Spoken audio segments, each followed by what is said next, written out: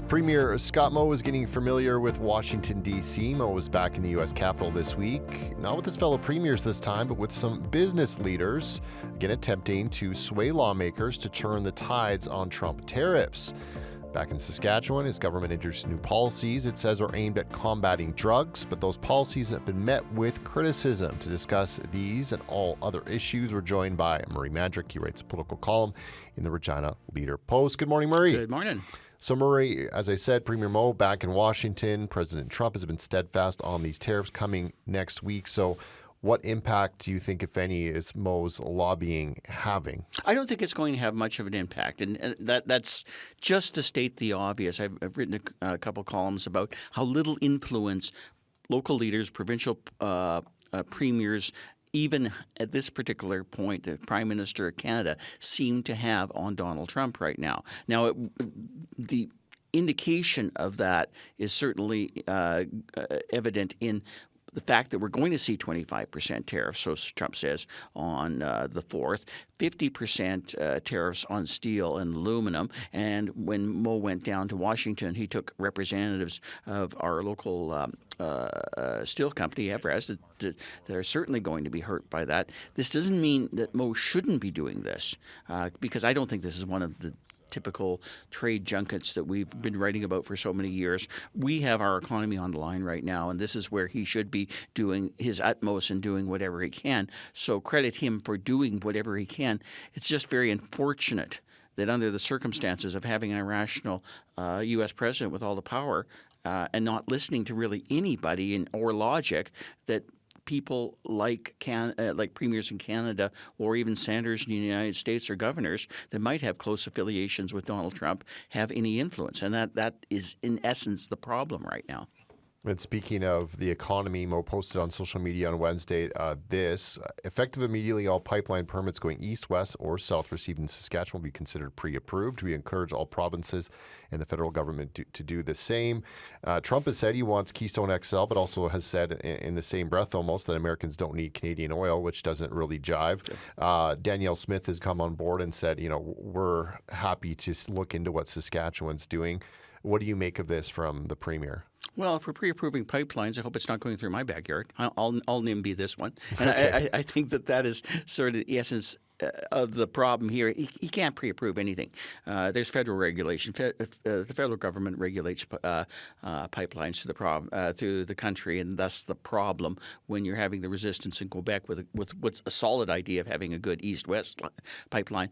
The government here, Brad Wall before Scott Moe, have been huge proponents of the Keystone XL pipeline because it cuts corner through the southwest corner of the province here, and it also would provide jobs at Everest Steel. So there's a logical reason for that, and that puts the NDP in a bit of a bind when they are arguing, and maybe rightfully so, that you can't promote a pipeline sending oil down south when you're being threatened by these tariffs. It gets complicated very quickly.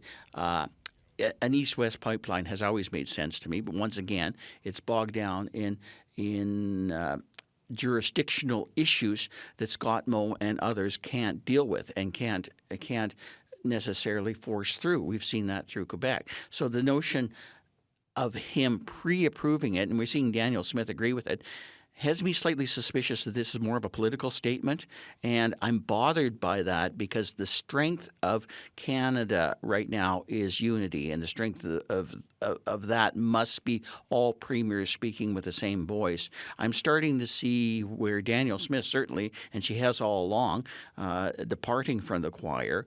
Scott Moe basically staying within, but with this particular issue, I kind of wonder where he's going with it in the broader context. And if we try and strike our own deal as a small jurisdiction like Saskatchewan or even Alberta, that's slightly bigger, with the United States, we're not going to get anywhere. The strength in dealing with the Donald Trump administration will be strength and unity. And if this is about going off on our own, it's problematic. That said, we do have specific issues in Saskatchewan related to oil and gas that are different than other places. And when we talk about premiers, and I always pay attention to this, when there's a resignation anywhere in the country, we see two recently in the last few days, Andrew Furey, Newfoundland and Labrador, stepping down, won't run for re-election. Dennis King in PEI has been replaced. These are both premiers that Scott Moe predates. We saw Doug Ford win last night in Ontario. He's a 2018 win. Francois Legault's a 2018 win, but those both came after Scott Moe was named premier. So he's the longest serving premier in Canada, and those are the only three that are the pre-COVID, let's call them that.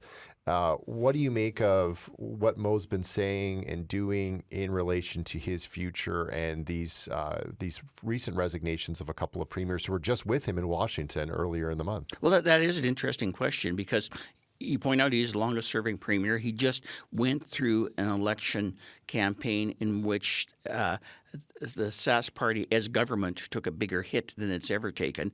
It's always been moving forward and it's clearly moving backwards. A decade is about the standard or the maximum, I would suspect. And as you know, there's been rumors ever since the election of Scott Moe stepping down before this term ends sometimes. So, at times they've heated up and at times they've been less logical than others. But we're hearing rumblings about people from outside the party starting up campaigns and other things for their own leadership bid. I asked about that actually yesterday, and I got a rather emphatic, definitive no. Scott Moe is running this. Not only is he going to sit out this whole term, he is running in the next election. And it was the most emphatic thing I've heard from the provincial government on this particular issue from Scott Moe's communication staff. It sounded like a little bit like they were a little bit fed up with the rumors. Now, you can take that for what you want because a day is a long time in the life of a politician. He has a confidence vote at his annual convention in the fall that he has to survive. He's got a tough budget in a couple of weeks, and he's got all this miserable stuff that he has to deal with in terms of the tariffs. Now, that said, it can kind of be reinvigorating to see things that he wants to be accomplished, like pipelines, like the Keystone XL pipeline, like the national pipeline coming through. In one way, he hasn't had much luck in this term because he went from basically having to deal with COVID to having to deal with Trump. And this has not been a great runway for Scott Moe to basically get the Saskatchewan economy in the shape he's going. Maybe he sees a bigger picture in terms of being able to make headway on these critical issues that have long been critical and sort of using Trump's agenda or playing off Trump's agenda to do so. But that's dangerous in itself because Trump is not loved in this province or this country right now. And even within the Conservative ranks, he's not particularly loved except in a few extreme quarters. So it's a very difficult choice right now. Judging by the note that I got from the government yesterday, it seems like Scott Moe is up for the challenge. But, you might want to take that for what it is. A day in the life in politics is a long time and things can change. The speculation starts when, you have high-profile members of his staff, like his chief of staff and press secretary, have both moved on in recent weeks, and you also have a lot of his friends and colleagues who are no longer. It's not helping the speculation, is it? Yeah, no longer in cabinet or in as backbenchers. Looking at that domestic policy from the Saskatchewan Party, they introduced some substantial changes to how they plan to deal with drug trafficking and possession. This has been met with criticism, considering needles and drug paraphernalia as weapons, revoking driver's license for people that are convicted. What stands out to you from these policies? Well, there's part of it that people are really going to like, which is getting tough with the dealers and tough with maximum sentencings for people that are actually dealing with the drugs. Prairie harm reduction and other groups that are on the ground having to deal with the addiction crisis on a daily basis rightfully see it differently. And the weaponizing of needles is also a bit of weaponizing in terms of social policy, because if you basically determine anybody with a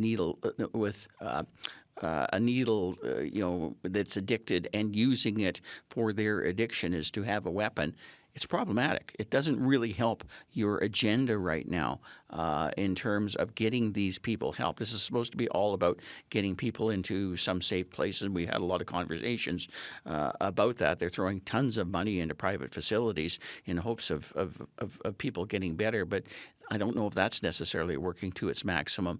I don't think that they have a fully thought out strategy as to how all this particular works. They're reacting to a lot of things going on, and that have always gone on when people see people taking drugs. They see them as a danger, and perhaps rightfully so on certain occasions. But all that said, we're still dealing with people with addictions that have problems, and separating the dealer from the addict might be something that the government sees is good policy, but I'm not 100% sure it is.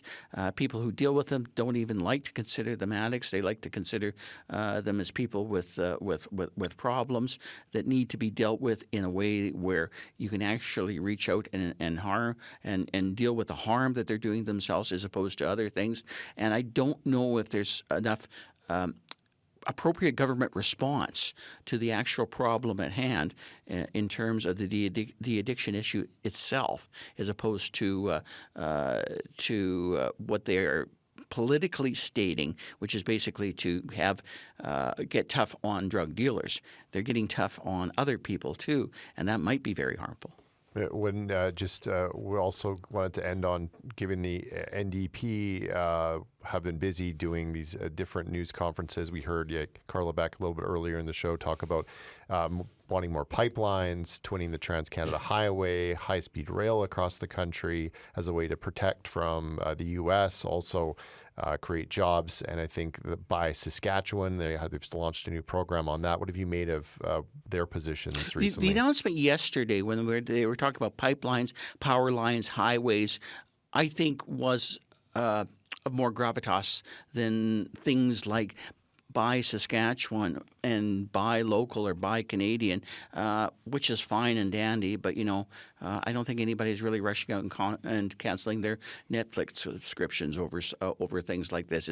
It's great if you buy local, et cetera. It's great if you buy local Saskatchewan products. You should always try to be doing that whenever possible. But I don't think it's an effective strategy, and I think it's basically posturing on the part of the NDP. I was intrigued by yesterday's announcement, though, because that's a bigger vision. In fact, one that I would kind of hope that we would see the Premier and the Sask Party government adopt, because it actually is right up in their wheel well to talk about wanting to build and expand and do things they love to build and expand. Under other circumstances, I could see in other times a government taking a look at this, say, yeah, it's a pretty good idea that we should steal and or adopt from the opposition.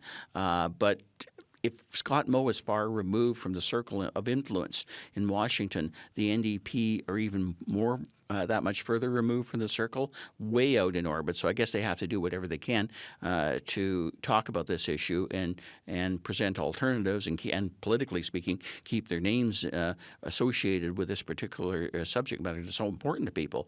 But I think of what I'm seeing so far, some of it has been some interesting ideas. Some of it has just been a little bit of posturing from oppositions that aren't going to get us anywhere. Thanks, Murray. You're very welcome.